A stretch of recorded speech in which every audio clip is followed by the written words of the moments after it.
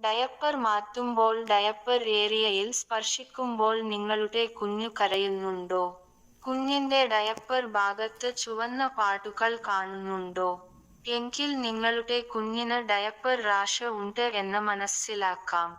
എന്താണ് ഡയപ്പർ റാഷിന് കാരണമാകുന്നത്?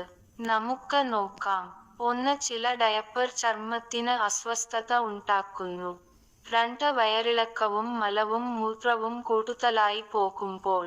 3. നിങ്ങളുടെ കുഞ്ഞ് പകുതി വേവിച്ച ഭക്ഷണങ്ങൾ കഴിക്കാൻ തുടങ്ങുമ്പോൾ. 4. ഡയപ്പർ ചുണങ്ങ് ഉണ്ടാകാനും കാരണമാകാം. ഇത് മലത്തിൽ ധാരാളം മാറ്റങ്ങൾ വരുത്തുന്നു.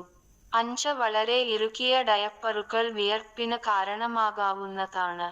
6. കുഞ്ഞ് തുണി കൊണ്ടുള്ള ഡയപ്പറുകൾ ആണ് ധരിക്കുന്നതെങ്കിൽ കടുപ്പമുള്ള കെമിക്കൽ ഡിറ്റർജന്റ് ഉപയോഗിച്ച് ഡയപ്പർ പാടുകൾ കഴുകുന്നത് മൂലം നിങ്ങളുടെ കുഞ്ഞിന്റെ ചർമ്മത്തെ പ്രതികൂലമായി ബാധിക്കാം.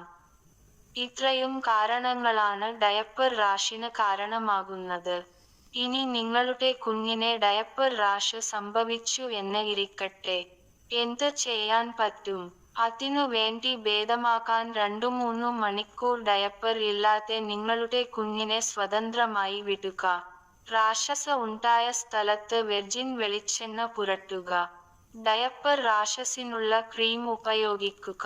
വീട്ടിലെ ചികിത്സയിലൂടെ കുഞ്ഞിന് മാറ്റം കാണുന്നില്ലെങ്കിൽ, മൂത്രമൊഴിക്കുന്നതും മലം പോകുന്നതും കുഞ്ഞിന് വേദനാജനകമായാൽ, പനി ഉണ്ടെങ്കിൽ, ചൊറിച്ചിൽ പഴുപ്പ് എന്നിവ കാണപ്പെട്ടാൽ ഉടനെ ഡോക്ടറെ സമീപിക്കേണ്ടതാണ്.